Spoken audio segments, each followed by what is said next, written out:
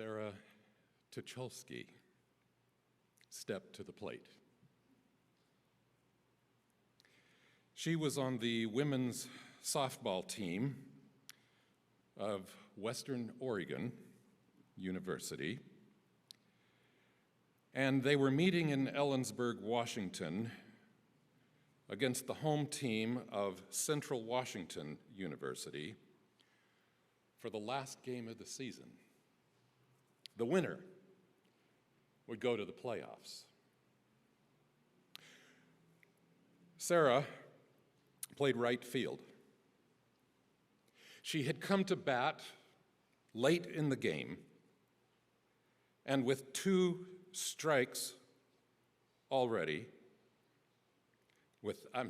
two on base already, and with one strike against her, she watched the pitcher go through her windmill delivery, which sent the ball hurtling toward home plate.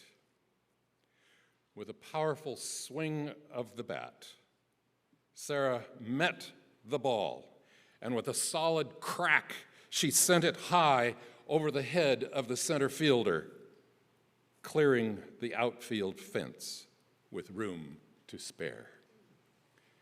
Sarah had never hit a home run before. Sarah was ecstatic. She had never hit a home run, and now in a critical game, she watched it as she ran towards home base. She watched the ball disappearing over the far center field fence. This was her moment of glory.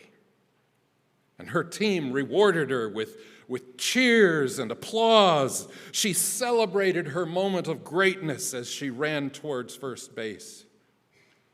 What a great feeling. What an accomplishment.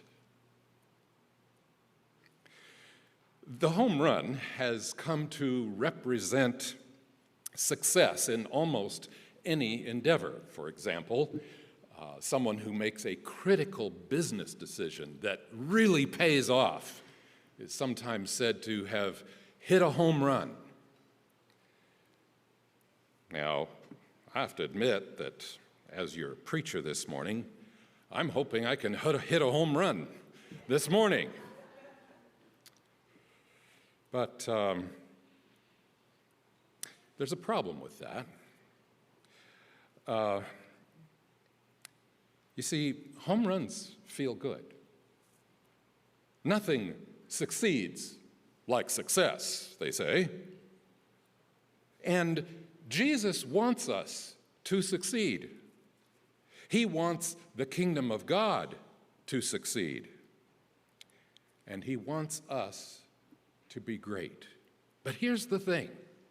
I notice that Jesus has an entirely different definition of greatness and success that is sometimes hard for me to understand. I notice, for example, that Jesus often made people mad when he preached. Rather than hitting a home run when he preached in his hometown of Nazareth, he seemed to strike out.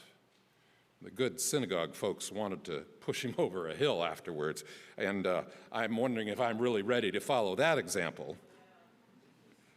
I also notice that the rich, young, successful ruler went sorrowfully away from Jesus,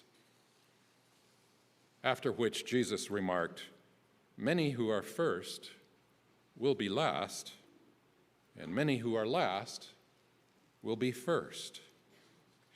This is actually a part of a whole interesting succession of little vignettes in Jesus' ministry in Matthew 19 and chapter 20. Because after this, Jesus tells a parable. It's a horrible parable. I mean, really, it's a parable about people who come to a vineyard at all different times of the day, and at the end of the day, they all get paid the same. And again, Jesus says, so the last will be first, and the first will be last. Jesus then tells them the horrible news that he's going to die. The Messiah is going to die, executed. This is not the happy ending. This is not the success of the kingdom that the disciples were looking for, so they kind of space that one out. They don't even hear it. Which brings us to our passage for today, the story of James, John, and their mother who desire greatness. They deserve greatness. And, spoiler alert, Jesus' punchline to that story is pretty much the same. Whoever wants to become great among you must be your servant. Jesus' definition of success seems incomprehensible. How can you be great by being somebody's servant? Jesus knew, however, that the kingdom of grace could never be accomplished by selfish ambition. When we get to Matthew 20:20, we find that Jesus had a couple of highly competitive disciples and an ambitious mother on his hands. The situation was so tense, you could just feel the anger in the air. We read, "Then the mother of Zebedee's sons came to Jesus, and with her sons, and kneeling down, asked a favor of him. 'What is it you want?' he asked. She said, 'Grant that one of these two sons of mine may sit at your right, and the other at your left in your kingdom.'" "You don't know what you're asking," Jesus said to them. "Can you drink the cup I am going to drink?" Jesus did have someone on his right and his left as he died. "Oh, we can," they answered brazenly. Jesus said to them, "You will indeed drink from my cup, but to sit at my right or left is not for me to grant. These places belong to those for whom they have been prepared by my Father." When the 10 heard about this, they were indignant with the two brothers. You can just imagine.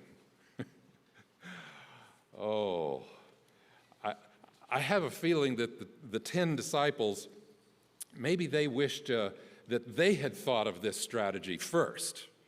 After all, how could Jesus refuse a mother's request? And they were angry. They were angry at themselves for not thinking of it first. They were angry at the two for trying to cut in line ahead of them. And they were angry at their mother for favoring her own children. So Jesus decided it was time for some straight talk about the kingdom. It was obvious to him that after all he had done and taught, after blessing the poor, the grieving, and the persecuted, after making the rich young ruler turn away sorrowfully, and even after telling parables about the kingdom that pays with grace, no one had caught on. No one had gotten it through their thick heads that the kingdom was not about winners and losers. It wasn't about competing for limited resources. It wasn't about getting a privileged position or achieving worldly greatness. So then what is it about? We read on. Jesus called them together and said, "You know that the rulers of the Gentiles lord it over them, and their high officials exercise authority over them. Not so with you. Instead, whoever wants to become great among you must be your servant, and whoever wants to be first must be your slave. Just as the Son of Man did not come to be served, but to serve, and to give his life as a ransom for many." Now, until Jesus adds that last expression, give his life as a ransom for many, we might have been inclined to argue a little bit with Jesus. Oh, come on, Jesus. Your kingdom deserves the best. Your kingdom deserves and needs highly motivated, competitive people. After all, Jesus, competition can be a good thing. It brings out the best in people. To which Jesus might mutter, yeah, it also brings out the worst.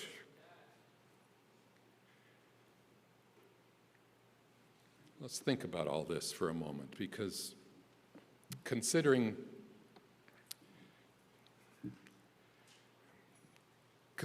the rich young ruler, the parable of the vineyard, and now this, it would seem that Jesus wants us to be shocked. Perhaps admitting that we are surprised and even angry makes us re-examine our assumptions. Jesus' kingdom has unlimited resources, unlimited love, unlimited forgiveness, unlimited mercy, compassion, justice, and peace. It's unlimited salvation. Jesus' kingdom can therefore afford to be the most inclusive kingdom anyone could ever imagine. Our anger and surprise come because we want to sort humanity into the deserving and the undeserving. Instead of by self-sacrifice, we define success as getting ahead, doing better than anyone else. Frankly, it makes us uncomfortable to talk about including everyone: the Gentiles, the Samaritans, the Jews, the Palestinians, the lepers, the homeless, the homosexuals, the Muslims, the Catholics, the liberals, and even the conservative Adventists. How can you put all of those things into one vineyard and call it a kingdom?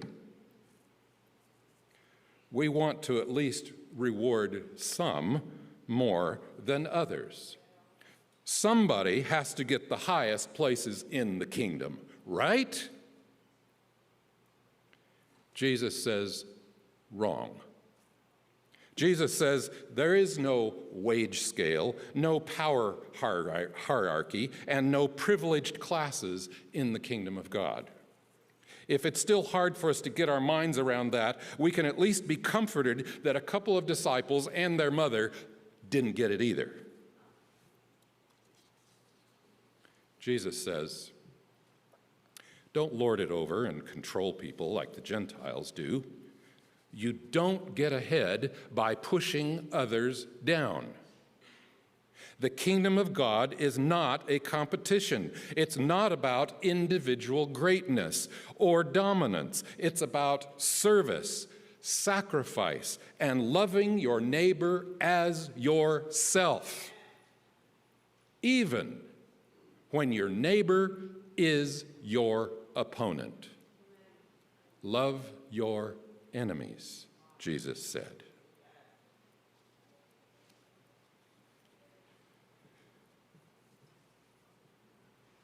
Sarah Kocholski rounded first base, celebrating her home run. She was celebrating so hard that she actually missed touching first base. But she recovered just in time, and she turned to go back and tag the base, thus making the home run legal, when something snapped in her knee and she crumpled to the ground in agony. Somehow she managed to claw and scratch her way back to first base to touch it, but she couldn't go any farther. The first base coach advised her that if any of her teammates came to help her, she would be called out, disqualified. But then the umpire suggested something else, that a pinch runner could be called in. But that would mean that the pinch runner would be standing on first, and the hit would only count as a single, not a home run. The first baseman for the opposing team from Central Washington was Mallory Holtman. And she happened to be the conference all-time home run leader. Seeing her opponent on the ground in agony, she asked the umpire if she and her teammates could help Tucholsky. The umpire said there was no rule against that. So the first baseman and the shortstop for Central Washington put their arms under Tucholsky's legs, and she put her arms over their shoulders, and the three of them headed around the diamond, stopping to let Sarah Tucholsky touch her good leg on each base. It was the right thing to do, Holtman said later. She also said, we started laughing when we touched second base. She said, I don't know what this looks like to other people.